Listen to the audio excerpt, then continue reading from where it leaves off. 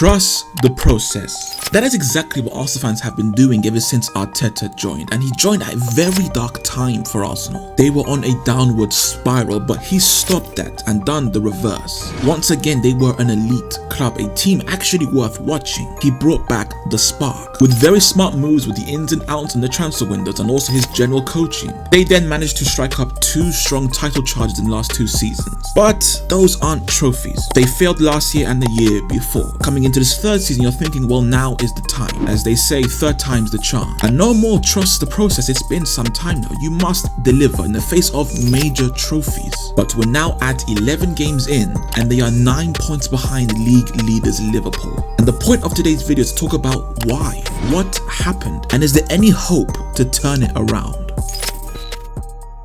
Now, before we actually begin, I do think it's important to tell you all that I am an Arsenal fan. I have been my entire life. And this is coming from an Arsenal fan, okay? Alright, let's begin. Now, we can first take a look at their numbers. Statistically, from last season to now, how have things changed? And as you can see on your screen, in every single regard, they have gotten worse. In some cases, the difference is kind of hard to believe. This right here on paper shows a team that has fallen off a cliff. So now let's get into why. Now, this video shouldn't be long because there's one big reason why this is happening, and it's because of what was a horrible summer transfer window. Arsenal's biggest issue has been the lack of availability for their best players due to injuries and also suspensions. We all know about Odegaard being out for quite a while and how that's affected them, not to mention players like Rice, Saliba, Saka and a few others due to suspensions and injuries being out. And with those absences at the same time playing against the best teams, essentially they have been without their best players against the best teams. It's kind of the perfect storm, and that is a bit unlucky. But that is a fairly common thing in football. It happens, and when it does, you must be prepared. And what we've seen is that Arsenal's depth simply isn't good enough at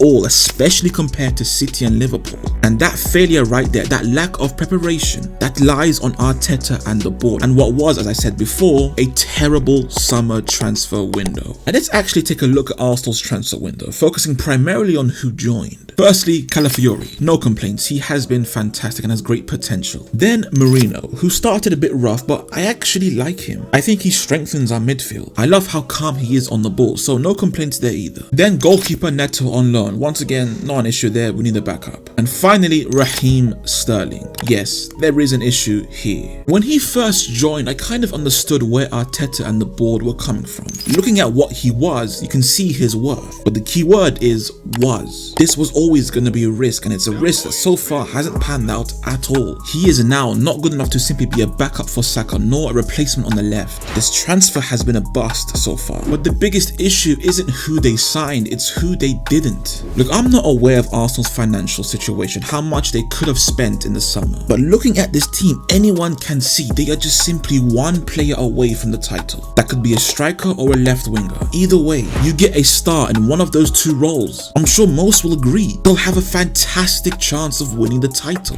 I mean, just last season, imagine, think about this. What if on the left, Martinelli or Trossard were as good as Saka on the right? I think they would have won the league. And then up front, Havertz, I like him, I can understand his worth, but I think amongst Arsenal fans, they are overstated. He at times does a minimum, but we all go crazy for him. Sure, defensively he's fantastic, but he's a striker. I want you on the offense to be a star, not on the defense. There are strikers out there that sure, when it comes to defensively, their worth is less than Havertz. But offensively, and in general the flow of play in an Arteta team, there are strikers that are much better and could take Arsenal to the title. And there's also an issue with the transfer outs. Without Odegaard, Arsenal's offensive fluidity was just non-existent. No creativity in the midfield at all. But with players like Smith Rowe or Vieira that you departed, they could have helped. You cannot overstate just how awful that summer transfer window was. They have been a bit unlucky with availability, yes, but it happens. You must be prepared, and they weren't at all. And in terms of can they turn this around,